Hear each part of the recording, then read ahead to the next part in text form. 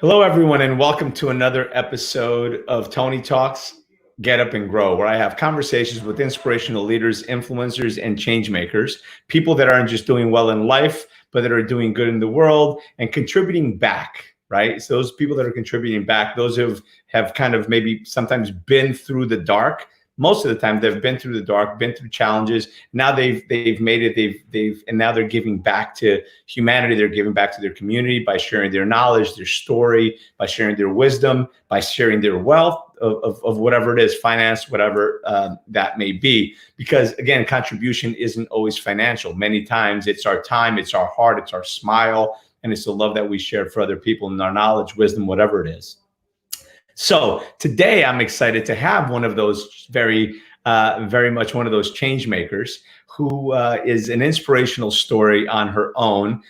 She's a philanthropist, but we'll start. She came from a broken home, as many people have, where parents divorced and then things got difficult, struggling with just getting finding her way throughout in high school and learned that work ethic by working till midnight in many cases while still going through high school and going through many challenges. She's been an actress. She's been a model.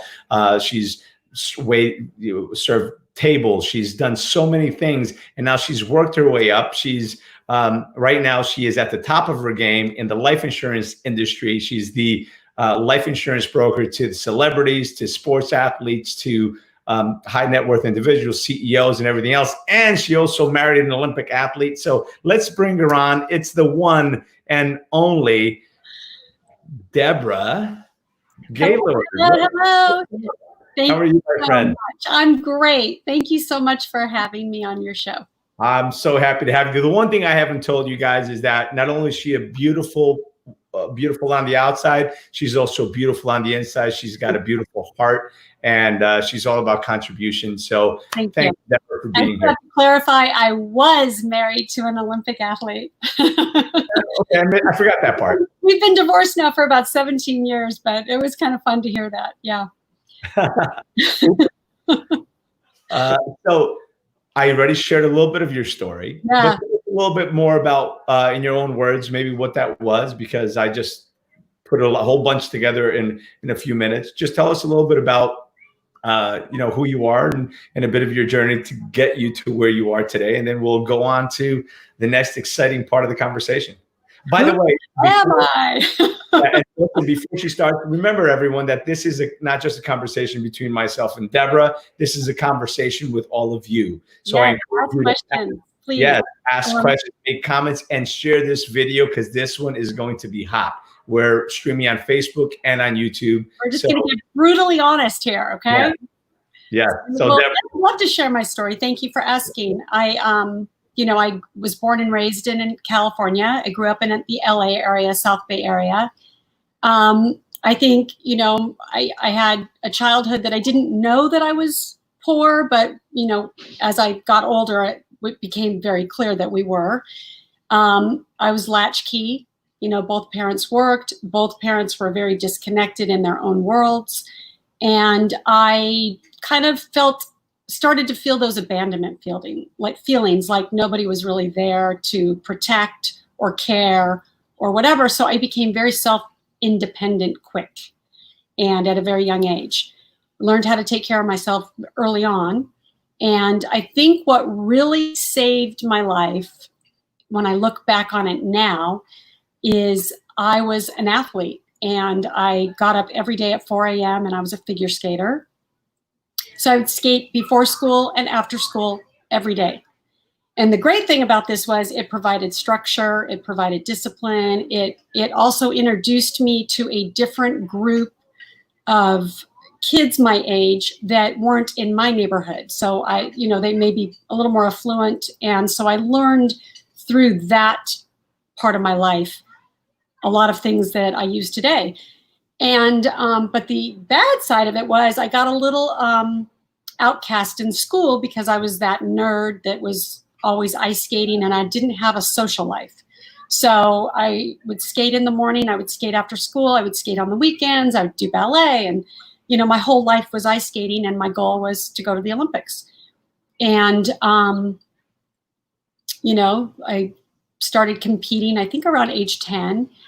And, my home life was very tough. And so my escape was this. And so when my parents decided to get divorced at age 14, I couldn't function emotionally, and it took a toll, and I just couldn't focus on the skating anymore. And so that was I think my first like trauma as far as, losing something that you love so much. Not so much my parents' divorce, but I really loved to skate. And so that was the first trauma. And then I barely made it through high school. I think I totally disconnected. I didn't really have friends. I got taken out of the school that I was in, my grade school, into a high school that I didn't know anybody in a pretty rough area that was, there were gangs and, I was kind of the minority at my school. That's the truth. And so I had to relearn a lot of things, and I had to get street smart. And that was a tough time. And I keep saying, and, yeah, like I'm so excited to tell the story. You really learn a lot when you are put in situations that you have no idea, and then you kind of have to fake it. So I was kind of faking it till I made it, and I barely graduated high school. I worked full time through high school. And I used to be, when I got to high school, I was a great student, got great grades, and very focused and structured with the ice skating. And I got to high school and it just all fell apart. And the downward spiral just kind of started. And so nobody was paying attention to what I was doing. So I was kind of on my own. And then, I had some breaks, you have those things that happen where people come into your life and they help you and they kind of guide you. And that was when I barely graduated. And then I went to a junior college and I made the song leading team. And my grades were so bad, she said, you're on academic probation. If you don't keep a 3.0, you're off the squad. So that was like the first, I can do this. It's structure. I know how to do this. And I made the dean list, and, I was able to stay on the squad. And that was kind of the first, something that kind of pulled me back up and out of this downward spiral. And so from there, I ended up getting into the entertainment world and did acting and modeling and commercials and all that kind of stuff. And really my self-confidence really started coming out. And I'm so fortunate because the people that I really, really got to mix with and meet and spend time with,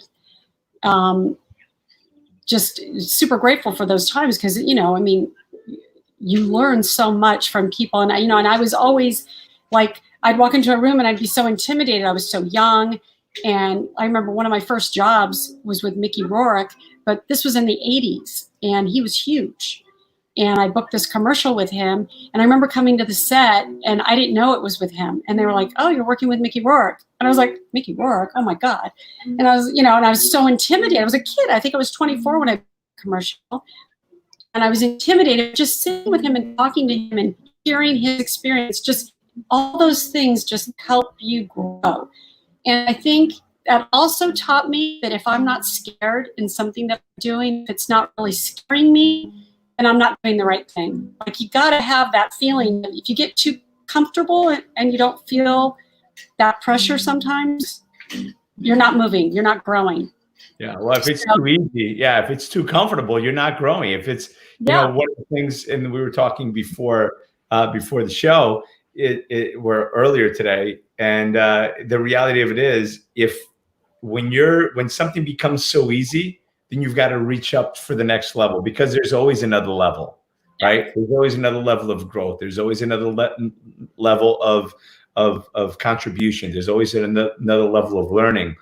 Sean, our good friend, Sean Callig, talks about knowingness. When you fall into that knowingness that you think you already know everything, or even better, or our mentor, because that's how we've met, right, through Tony Robbins.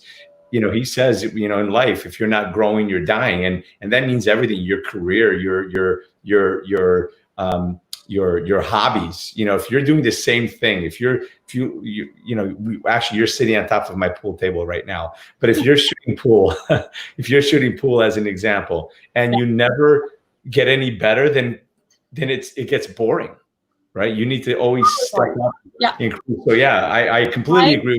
Right. And I just happen to have that personality where it's like, I'm either doing this or I'm doing this. You know, it's either this or this. I'm so sorry. I'm going to have to shut my window. Otherwise, everyone's not going to be able to hear me because they're mowing. Yeah, no worries. Emergency. But yeah, for me, it's either 100 or this. And, you know, I'm always doing these kind of things. And, you know, now later on in life, I've learned to kind of keep it a little, I don't want to be like this, but you take the edges off those peaks, right? You know, you go a little smoother. They're still up and down, but you just don't go all the way up and you don't go all the way down. Exactly. You know, better to ride waves, not tsunamis, right? Or maybe even tsunami is a bad example, but yeah, absolutely. As we get older, we learn how to navigate those rough seas so that, you know, as they say, you can't stop the waves, but you learn to surf, right? When we're growing up, we're just getting hit by those waves as we're sitting on the shore. And as you get older, you get to learn how to handle the waves. Then you can surf and enjoy the waves. Absolutely. It's about learning. Shutting this. Hold on. No worries. Okay. So life is about learning how to surf, because we're not going to stop the waves. We're not going to stop things that happen in our lives, the challenges, the bad things that happen. They're always going to come. As the saying goes, don't pray to not have any problems. Pray for the strength and courage to. Exactly. Problems are a blessing. Absolutely. Listen, times of life. Right. And, you know, I was going to go back to the Mickey Rourke thing. You know, when those things would happen, I'll just use that as an example. But when I would book something that I didn't think was something that I could reach, you know, if I booked a commercial or a TV show or something that was like, oh my God, my mind, thank God, would go to, well, if I can do this, I can do this, you know. And in the acting world, and I'm sure if there's anybody out there that's listening that is an aspiring actor, the hardest part of acting is not getting the first job. The hardest part is getting your SAG card. It's literally, especially now, it's really hard to get a SAG card, and you can't work without one. So it's this catch-22. And, you know, so back then it was like I was doing everything I could to get my SAG card, because my agent kept saying, these are all SAG jobs. I can't send you out on them. And so I kept saying, well, how can we do it? How can we do it? How can we do it? And I was relentless. I was like, I'm not stopping till I get my card. And I have it to this day. I still pay my dues, even though I don't work as an actress. I still do it because it's the memory of knowing how hard it was to get. And that, for me, as I look at it all the time, I'm like, I got my SAG card, you know, and it's a big deal. And, you know, once that happened, then it was like, okay, now it's like, you know, what Tony says, like, okay, now what? And you keep stacking and you can't stop. You know, I didn't stop there. It was like, okay, now what do I want to do?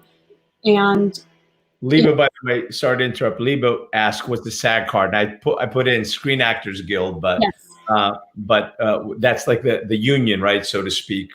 You have to have it to work as an actor. Right. Well, I should say to work in the union jobs. There's certain jobs that don't require it, but I mean, it's kind of you know, you really want to have it. And any aspiring actor knows this. They're like, everybody's like, how do I get my SAG card? And usually you can't get an agent if you don't have a SAG card. So it's getting harder. That's just getting harder, I'm sure. Yeah. So, and then back when I was doing all of this, you know, you had to show up with a physical headshot and resume. Now everything's online. And there was another union called AFTRA, which was radio and television. So that's how I kind of got in the back door with SAG, is I did radio and television. And then you had to wait a year to join SAG. But so, you know, there were all these ways you could do it back then, but now it's really hard because it's the agencies have combined. Well, somebody just hasn't found the way, or somebody probably has, because there's a way to do everything, right? And it's about being relentless. And I love it. That became the whole thing with my life, was when anybody would tell me, I don't think we can do that. that was just a driving force in me. There's something inside of me that when somebody says, I don't know, or that's not possible, I get really curious. That's when like my juices start to flow. I'm thinking, well, maybe there is. Well, that's great. That's actually part of my life is when somebody tells me, no, you can't do it. I'm like, you know what? Screw you. Watch me. Watch me. It's like jet fuel in my tank. It's not even, it's not gasoline anymore. It's jet fuel. Yeah, exactly. So it's about figuring out how to do it, right? Proving them wrong. Prove all the critics wrong, right? Yeah, absolutely. Yeah. So that that part of my life gave me so much. And also the best gift that part of my life gave me was the whole rejection.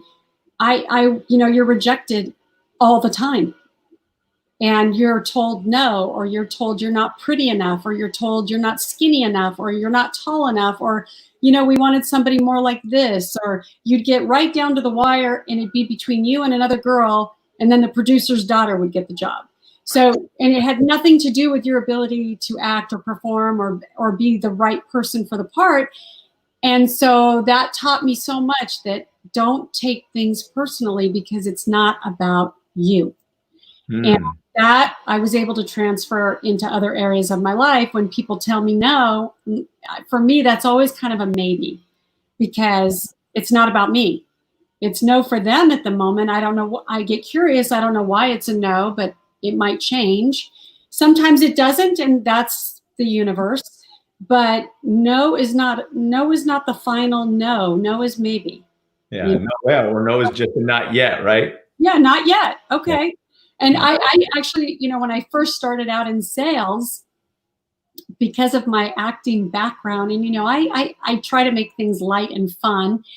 And people would say, no, Deborah, we already have somebody and blah, blah. I go, okay, I'll call you tomorrow. And they'd be like, no, I just said no.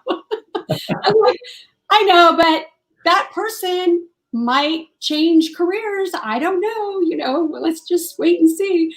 And then they'd start laughing, and my persistence and tenacity and not taking it so heavy is what really helped me build my book of business, because I just was like, let me have a chance. Yeah. Let me have a chance. If I can't do what I say I'm going to do, then I get it. Go somewhere else. And so, that was the biggest gift from being in the entertainment world, because anybody who's in there knows you are rejected 9 times out of 10. Yeah. That's amazing. And if you just stay in line, so this is to all the actors out there that are listening, if you just stay in line, keep your place in line, eventually you'll start to book stuff. But you have to stay in line. You have to stay in that, be maniacal, stay in it. One of my favorite lines from Keith Cunningham: get in line, stay in line.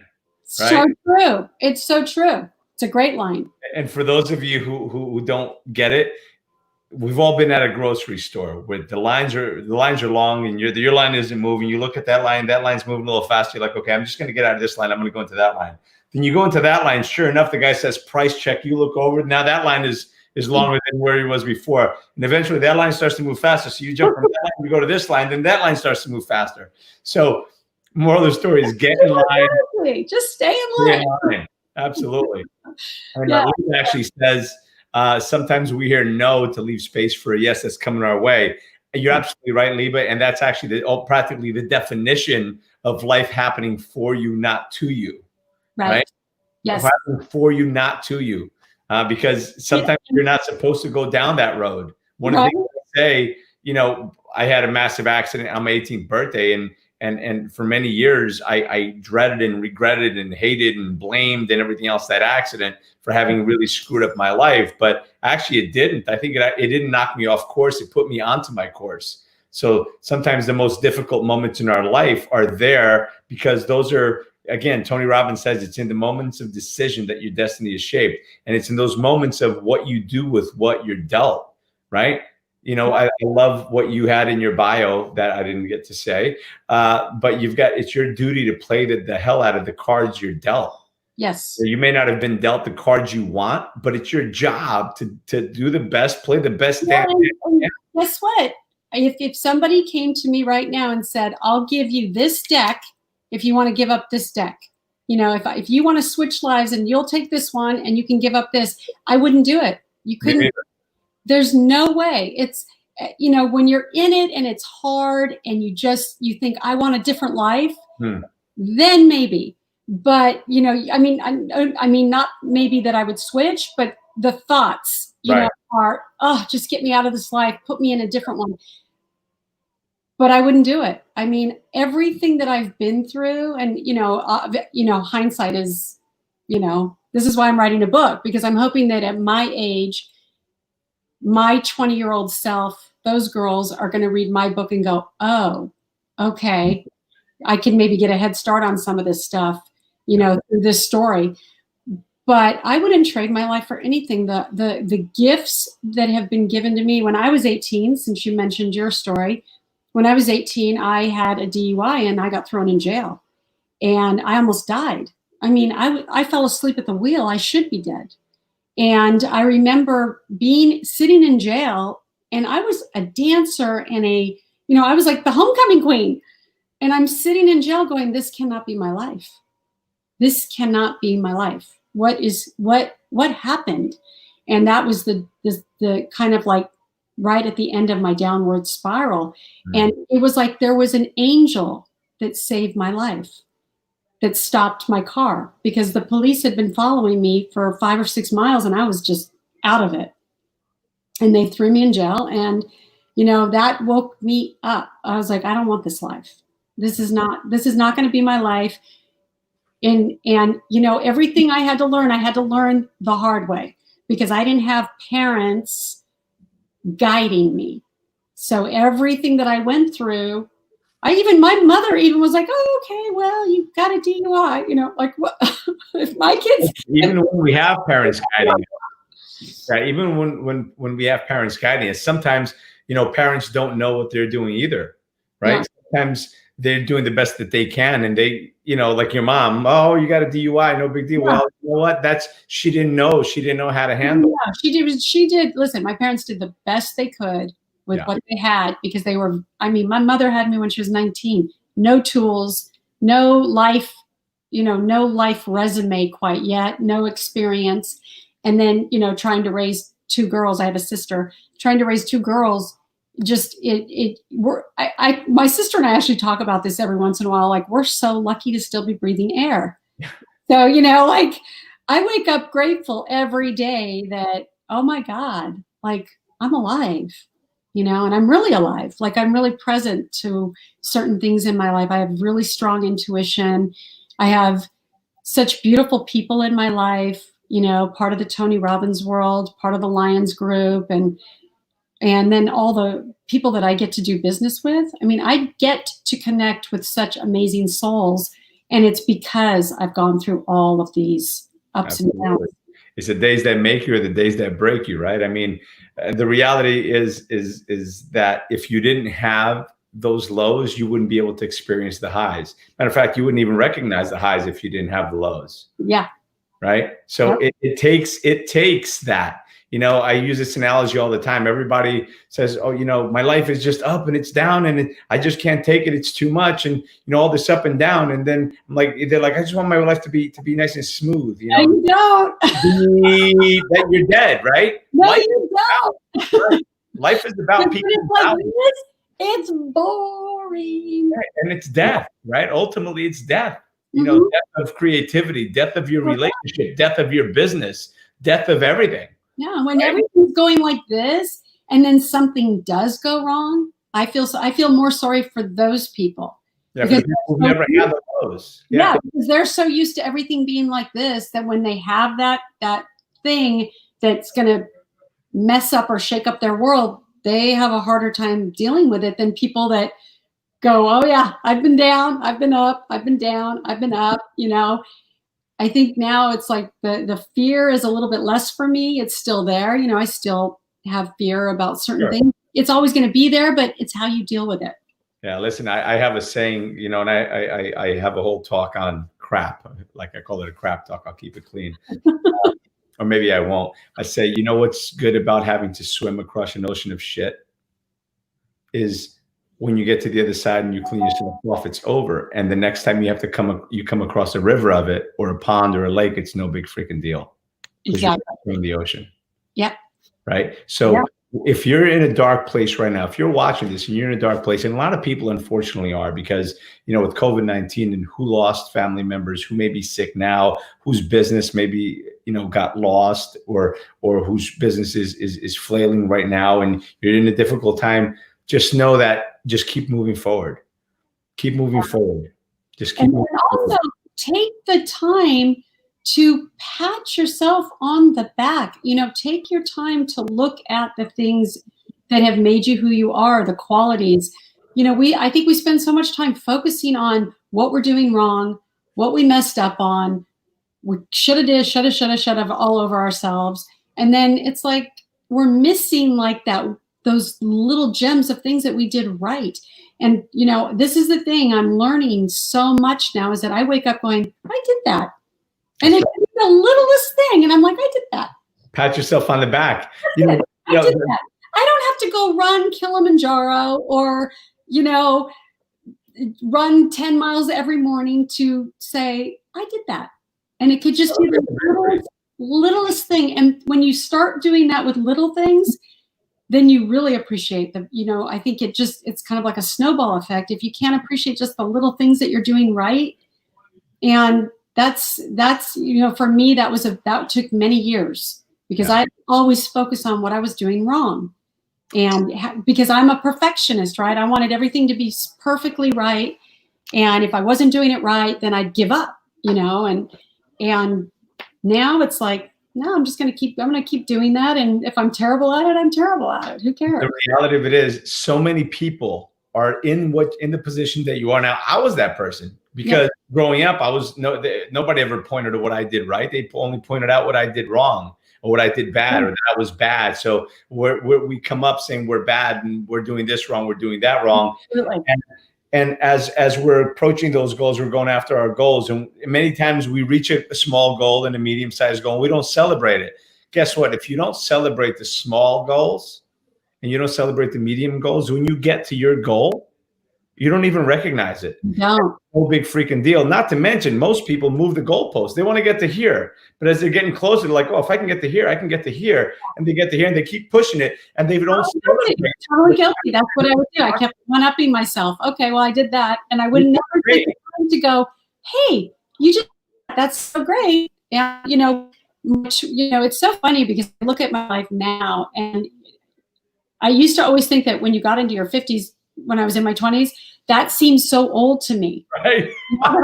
Now that I'm here, I feel more like my 20s than I ever did. Like, I feel more healthy, more vibrant, more sexy, more into like who I am than in my 20s. In my 20s, I had no clue who I was. Yeah. Well, I don't think many people do that. By the way, that hasn't changed. So the one thing that the lesson I want to give in this right now, this moment, is celebrate the small victories. Yes. Because you celebrate a victory, you know, and our friend Joseph McClendon talks about pat yourself on the back and shake your ass, right? But celebrate the small victories, because when you do that, you flood your body with what he calls awesome sauce, the dopamines and all that feel good stuff, right? And serotonin and all of that. So it feels good. And when you reward yourself for the small victory, it invigorates you and makes you look forward to the next step, to making that next call successfully, to getting to the next benchmark, instead of it just being work. Oh, God, I finally freaking made it. I can't wait till I get to the next benchmark. Right? Yeah, totally just negates the whole thing. Right, but that's what we do. That's what I used to do. I know. I guarantee you, people that are watching it, that's what they do. I know. And they'll say, oh, I'll be happy when, you know, in 5 years when I get there, that's when I'll really be happy. Well, guess what? Life is between now and those 5 years. Yeah. You've got to enjoy it. And you know what? Certainly what's been happening in the world the last 6 months should really show everyone, or the last 3 or 4 months should show everyone, that you got to live life while it's here, because it's not tomorrow isn't promised to anyone. That's why today's called the present. It's a gift. I say the Rona. Yeah, I say the Rona really brings out, you know, it's who do you know, if you can't spend time with yourself, you know, because usually people want to disconnect and run and not be with themselves. Yeah. And if you can't sit still with yourself, Rona was very tough for those people. Yeah. And so they put the key to their happiness in somebody else's pocket. Yeah. Right. And that is the biggest lesson, I think, if I could say to anybody, is just love yourself. Get happy with yourself. Like, really appreciate who you are. Give yourself a hug every day.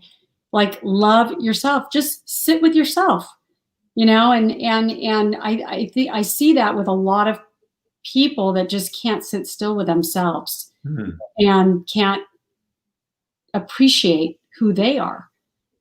And that's so interesting to me now, because I think that's kind of where I was in my 20s. I wasn't appreciating who I was. I wasn't loving on myself. And I was searching for that. Oh, love me, give me attention. It's no accident that I ended up in a business where I was seeking attention and love and significance. And, now it's more about, I can give that to myself. And then I just want to give you love. Yeah. And I want to give you, and I want to contribute to you. And, my whole life was run on significance for so many years, and it's draining. It's really draining. And it's more about now for me, just love and connection. How do I contribute? How do I add value? What can I do to make this better? Those are my new questions every day. While that might not give you significance, it makes you significant in the world. Yeah. How you show up. One of the posts I made this morning, it's funny that we're having this conversation. One of the posts that I made this morning was this is Dr. Wayne Dyer said this quote: "The measure of your life will not be in what you accumulate, but what you give away." Yeah. Right? Because what you give away and what you contribute back to society, back to humanity, is what really matters. Otherwise, you're just, you were here for a minute and then you're gone. And in a year or two or three, people start talking about you, and then you're just a distant memory. Yeah. But if you can communicate with people, and if you can make people feel, if you can connect with people emotionally on a deep level, that's, Maya Angelou said it, and it's one of my favorite quotes from her, is people will forget what you said. She said, "In my life, I've learned that people will forget what you said. They'll forget what you do, but they'll never forget how you made them feel." So when you're able to contribute and make people feel like they belong, feel like they're loved, feel like there's somebody, then that can change their life. Completely. And that's what I'm saying. It's those little, people think they have to give $1 million and have their name on a building to feel like they contributed something. And it's like, no, the littlest things can be so powerful and so amazing. I mean, it's like, I like doing things that nobody knows. I like when I'm in a restaurant and I see something that was similar to how my life was after my divorce. I had no money. I had 3 young kids to raise. I was working 3 jobs. And I mean, literally, the temple was helping buy groceries for my family. We had no money.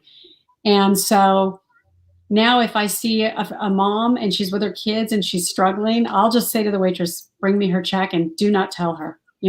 That's contribution. That's that you don't have to do $1 million donation to do something that's pretty. And that's beautiful. And I encourage everybody to do that. Yeah. And even if you can't do that, you can't give $1 million, guess what? Go out and give 1 million smiles, or make it your life's mission to give out 1 million smiles. Because one thing that you can give to people and still keep it is your integrity, is love. Yep. Your smile, gratitude, and kindness. You can give that away. You can give it all away and still have it all. Yep. Matter of fact, not only will you have it all, you'll have more of it. Yeah. Right. So just give. And that's what I talk about contribution. It doesn't have to be financial, and it could be time. And I encourage everyone to be a mentor to somebody, to contribute, to help somebody in their life, be it whatever it is. But but it doesn't even have to be time. It can just be kindness. It could be gratitude. It could be a smile. Right. It's just little things, little things. I think I love just keeping my life very simple now. And, you were talking about deep connections and deep love and connection. And for me, that's like when you're working on those deep levels, you're working at a higher frequency. You're now in a different space. And for so many years, I was working on this low frequency of just everything being so heavy and drama and arguing and just friction. And after a while, you just have to go, okay, what's my part? And how do I get rid of this? Yeah. And how do I start just staying right here, right here. I don't want to be down here anymore. And I don't want to be involved in stuff that could hurt me, and I think I'm, it's like that I'm really protective of my space around me, my energy. And I think also, like, who do you let into your space? Who do you let into your energy? Who is that person bringing in love? Is that person bringing in connection? Is that person bringing in value? You have to be really careful. You're just taking away. You got to be careful. Yeah, you do. You have to be aware, because for so many years, I was just letting everybody into my space. And I realized at the end of the day, I was completely drained and sick. There's a saying that I love. There's a quote that I'm, if you know me, you know that my life's a series of quotes, right? One of the ones that I love to share with people is that givers have to set limits because takers don't have any. Yeah. Right. And, and they'll just keep taking. When you have nothing left to give, they get pissed off that you don't have nothing more to give, even though they've taken and not contributed anything back. Exactly. Saying of you can't pour from an empty cup, so you have to fill your cup repeatedly. The sad reality is you can pour from an empty cup, but what comes out is your physical, mental, and emotional health. Absolutely. And the takers don't care. They'll take it gratefully. And then when you don't have that either, then they drop you off like a bad habit, right? Yeah. Then you really find out. I have to tell you, this is very interesting to me, because so we'll get to the part of my life where I started having really. By the way, do you love how we're not talking about anything we said we were going to? I told you this is off the top. It's how we had this whole plan. Whoosh, out the window. I love it. We'll have to do part 2. So I know. I'm a mathematician. We have to do part 2 at some point. So perfect. I love it. But when I started getting, I had some financial success when I was in the entertainment world, and then I didn't have financial success until I started doing life insurance. So it was about 2012 and 13 that were my 2 really big years. And it's funny when you start to have financial success, the amount of people that want to come into your life. Oh, and by the way, when I was down and poor and had nothing and didn't know how I was going to raise kids, where our food, in this crazy, people are backing away. They don't even want to make eye contact. They were all coming back in. I was like, oh God, this is just that. And that's when I really, really decided that I was going to keep my circle really small. Yeah. And I'm really careful now who I let into my space. Yeah. And I think that's a real important thing, because I saw that, and it was so, wow, oh my God, people calling me out of the woodwork, seeing, because social media now and everything, seeing that my life was going really good and really well, and, what I was doing and what I was up to, and how are you doing all that? And I was like, I'm working, I'm selling life insurance, I'm busy, and it's funny who comes back around. It's funny because I did a talk the other day, last Thursday, maybe.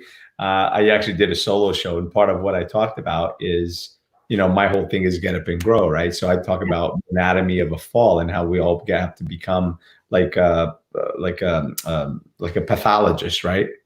Where just go back and study the anatomy of a fall. Because how sometimes when you fall, it feels like as you're falling, it's like you're in slow motion. You see everything because our mind captures everything. Of course. So I'm not going to say the whole thing because it'll probably take 5 minutes. But I'll do the short version. Is when you fall, you've got to pay attention. How did you fall? What caused you to fall? Did you trip on something behind you in your past? Were you pushed? Were you tricked? Did you slip? Was the hole already there that you should have known? When you were falling, did somebody warn you? Did they try to catch you? Did they try to help you? Who was laughing? Who was celebrating that you fell? Yeah. When you fell down, who was there to catch you? Was there anyone there to catch you? And when you're down there, first of all, we fall because there's usually something down there we need to find, a lesson we need to learn. And when you're down there and you've fallen down, who walked away from your table that was at your table when you were up? And then when you're down there, who helped you up? Who helped encourage you? Who gave you those words to keep on going? Yep.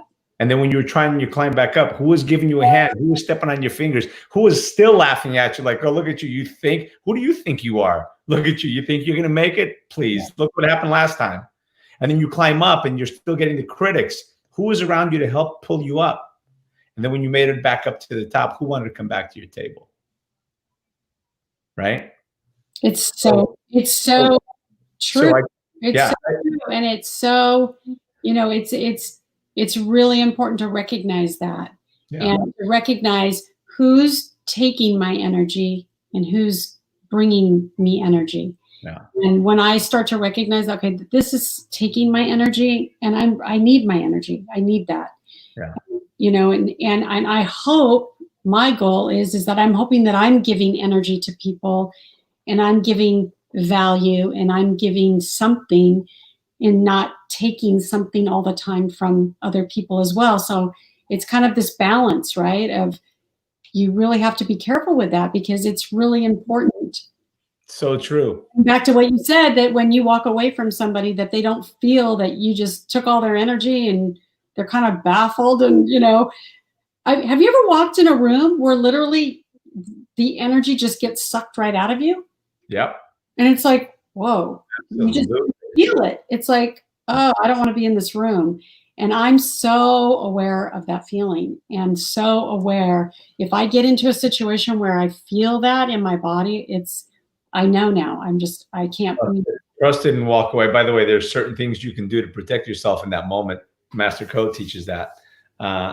There's that. There's, there's different things you can do. Turn Mm-hmm. your right side to. Anyway, there's a whole bunch of things we can talk offline on. And then when you get home, you get in an Epsom salt bath. Right. Listen, I cheat, and I have one of Master Code's soap bars. Yes. Right. And he has that spray too that you can spray in your room. Like if somebody comes into your space and their energy is so not negative. You just spray the spray. It's so important. Listen, it's so important to surround yourself with the right people. But so many times people hang out with people all the time that are part of their past. Yes. But you need to start hanging out with people that are part of your future. That's not to say you walk away from the people, from your old friends. I don't do that. That's not what I'm talking about. But sometimes you have to. But start spending more time with people that have the future in common with you, not just the past. Because if you're hanging out just with the past, you're never going to get to the future you want. Right. So and if it's not serving you in any way, if it's not serving you, and that, I look at that too. Now, when I make a decision to do anything, I'm like, okay, is this going to serve me in a positive way? Is this going to make me a better person? Am I going to learn something?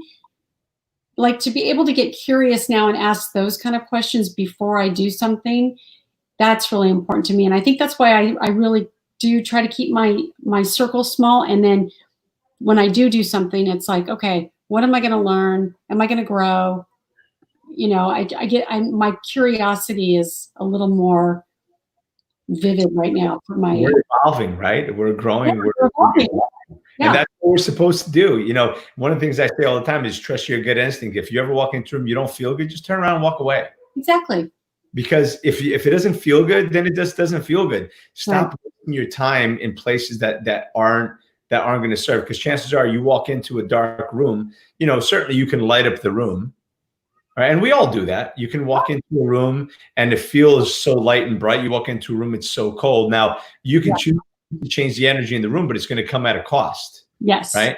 So you've got to make a decision, and just where you're going to spend your time. Right.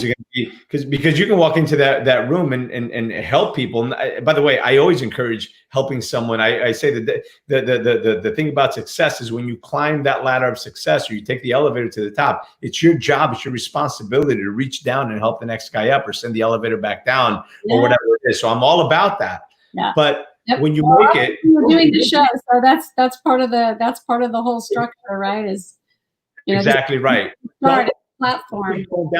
Yeah, don't keep going down there and hanging out down there. Bring up whoever you can. Exactly. Right. And we see that happening all the time. with athletes and with celebrities and everything else, sometimes they make it out of a bad place and they keep going back to the bad place and the bad things happen. Yeah. Right. Yeah. Instead of just, it seems so simple. Okay, don't do that. Don't touch that.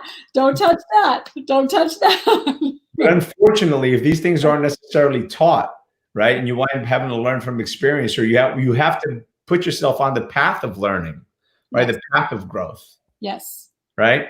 So it's about listen, it's about. I can tell you, I have a lot of, when I have 3 adult children now, and when I started having kids, I wanted to do everything so different from how my family was and how I was raised, and I wanted to be really present, and I wanted to just, I read every book, and I was doing Tony back then, and I remember people just being like, you can't, like, it would freak them out. Like, I wasn't into the vaccinations. I wasn't into certain things of how the hospital would treat the baby after you had the baby. We can get into all that. But I just remember, like, if you have a different point of view, it always amazes me when people just are so adamant about, you have to have them vaccinated. You have to do this. And I'm like, okay, but it doesn't have to be done the way everybody else is doing it. I'm going to do it the way I want to do it.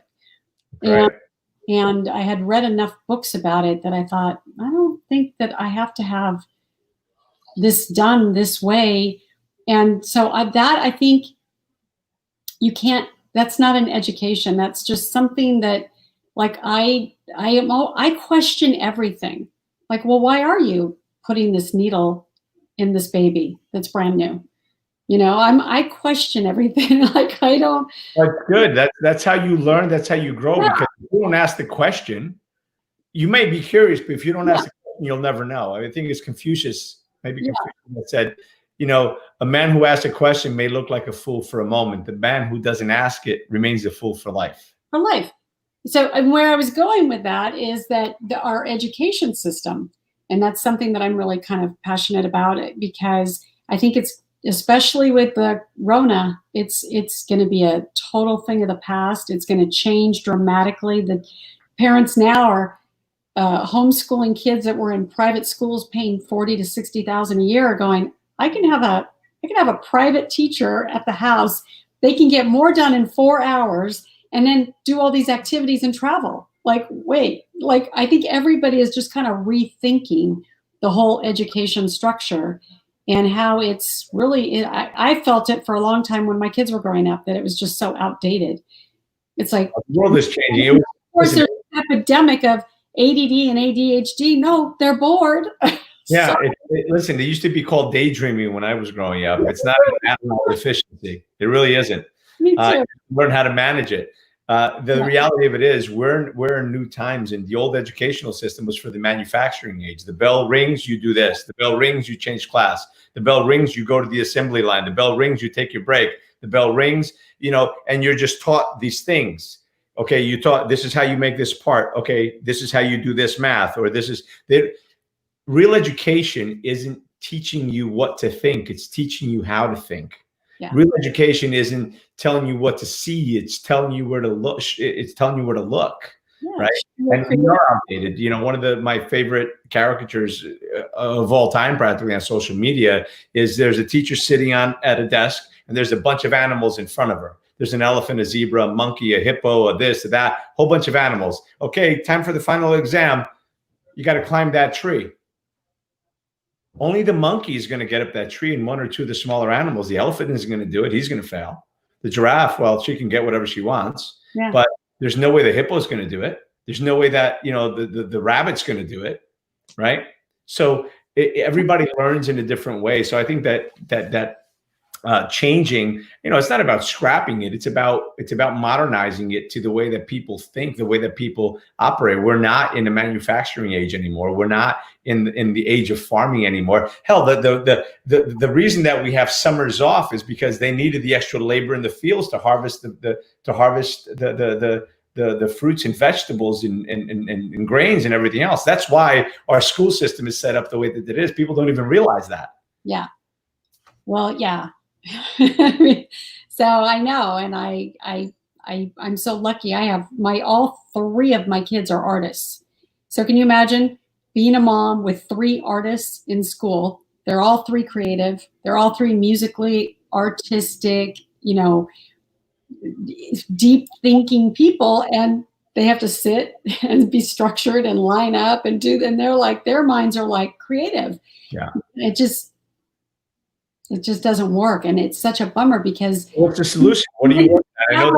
I know take out the creative stuff out of these schools because obviously the funding, but I don't know. I've been on this brainstorm now in this Rona. I'm like, okay, there's got to be, what's going to be the next education? What is it going to look like? Is it, it's not going to be school anymore. It's not going to be 8 to 3 sitting in a classroom. What is it going to look like? It's pretty interesting. I'm very curious about that.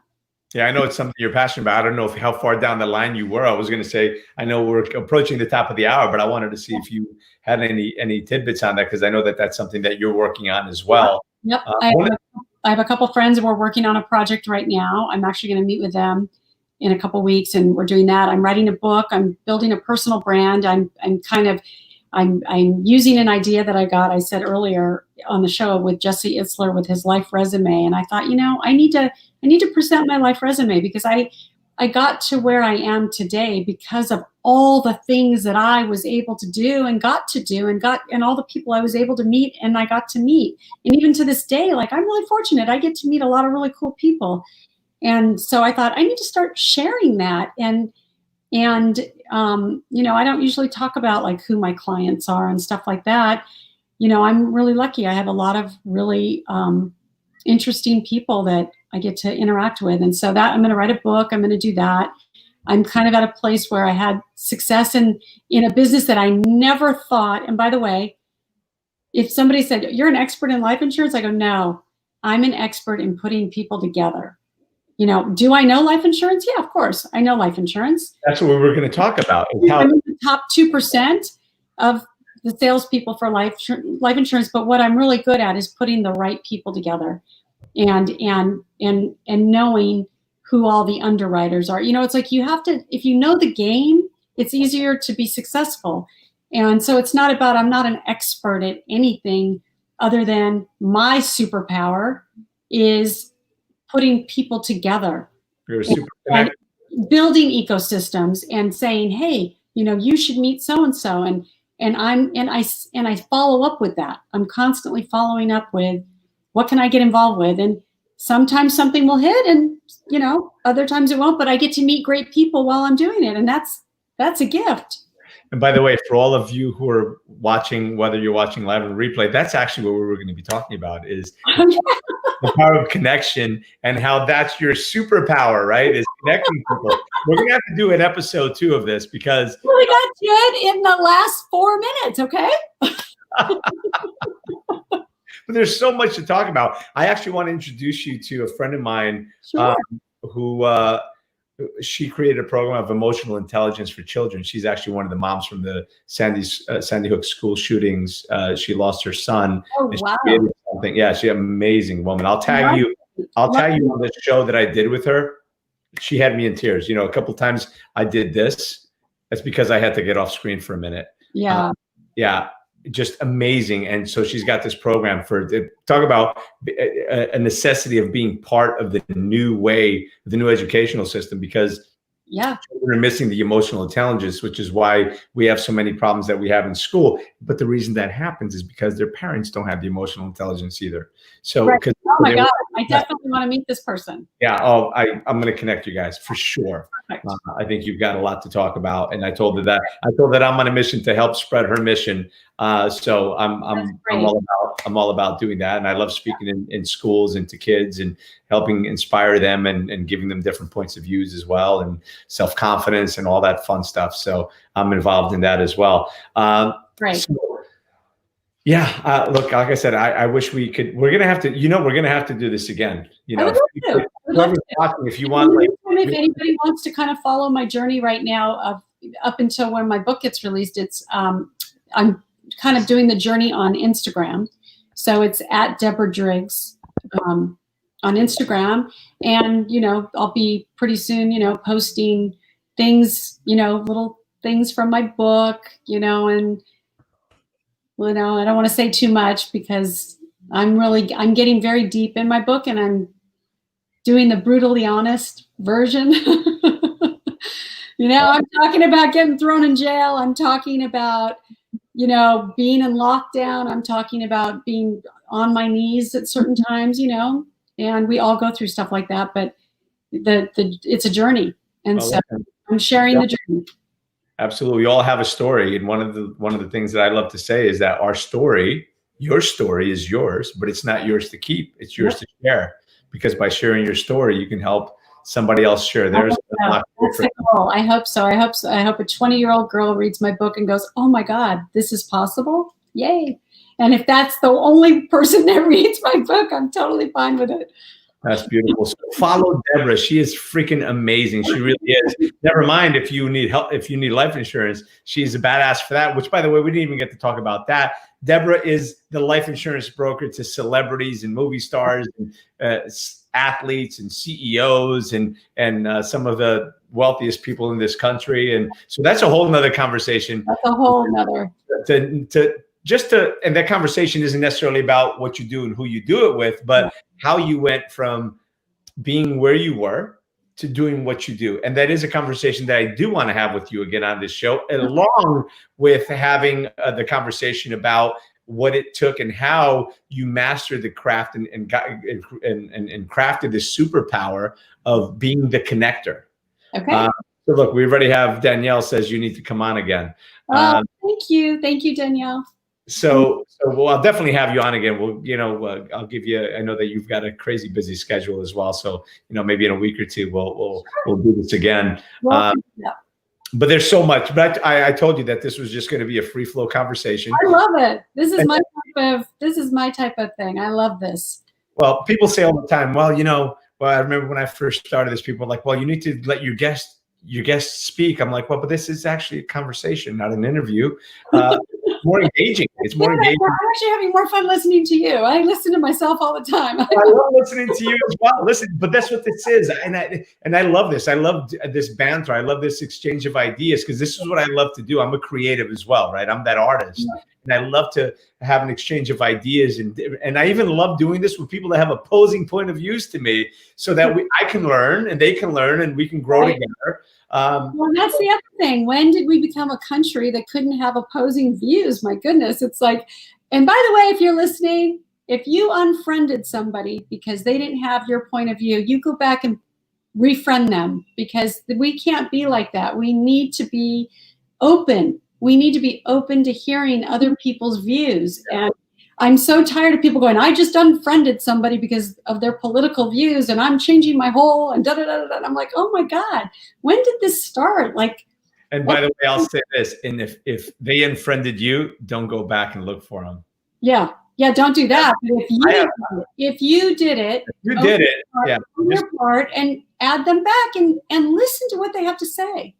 I do a lot of stuff with Van Jones and the Cut 50 and his whole the criminal justice reform, and he is such an amazing human. If you listen to him on CNN, and he and I have very opposite political views, but yet we're friends, and I help him a lot with his stuff that he's doing with the prison reform. And he just says, we need to be open to hearing each side and stop, because that's not going to be the change to just cut down what other people believe. Absolutely. Well, that's how we communicate. Communication is everything, and so much more important. It's absolutely so poignant right now. Right now, it's kind of like out in the open. We need communication. We don't need separation. We need communication. We need conversation. If you vote for this person, it's like you're judged, you're cut off, you're unfriended. It's like, no, people, stop. Listen, we just need to have more respect, more love for one another. And my friend, I so appreciate you coming on here, but I want to be respectful of your time and everyone else's. Thank you, everyone. Thank you, everyone. Thank you. Yeah, and thank you for everyone that's on here watching and that stayed till the end, because I know these shows get a little long. And thank you for all those who are watching this on replay. And thank you for sharing this video with your friends as well. And just remember that life is not about how many times you fall, right? Life is about getting up, learning and getting up after every fall. You fall down 7 times, get up 8. And it's in falling down that we learn. It's in getting up that we grow. And every single time we fall, we have the opportunity to get up and grow. Get up and grow, my friends. I love you all. And as I've been finishing this show for the last week or so, and follow me if you will, you know this well. I'm sorry. Please forgive me. I love you. Thank you. Have a great night. Ciao for now.